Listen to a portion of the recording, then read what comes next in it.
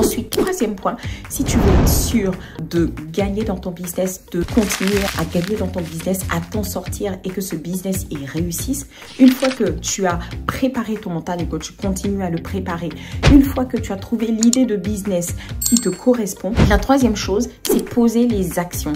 Alors là, on dirait que certains disent que le mental vaut pour 90% du succès et après le reste, c'est poser les actions.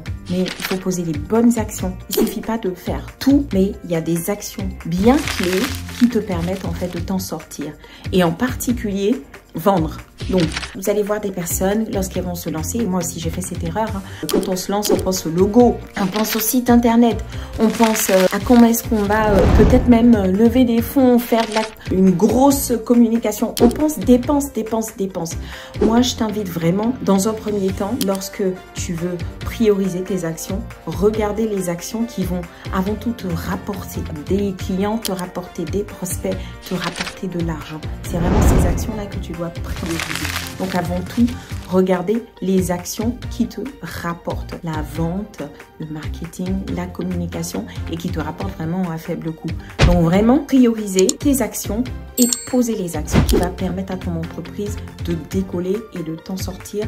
Et c'est vraiment un troisième point très important. Si tu veux créer ton entreprise ou si tu as déjà créé ton entreprise, tu es déjà en train de poser des actions, et bien en fait, il faut regarder quelles sont les actions qui ont vraiment beaucoup plus d'impact. Parce que si tu poses énormément d'actions, tu fais des slides, tu fais plusieurs documents, tu écris beaucoup de choses, mais en fait que tu ne gagnes pas d'argent, à un moment, ça va être compliqué pour toi. Donc en fait, il faut que tu te poses la question, quelles sont les actions qui me rapportent et que tu te focalises là-dessus.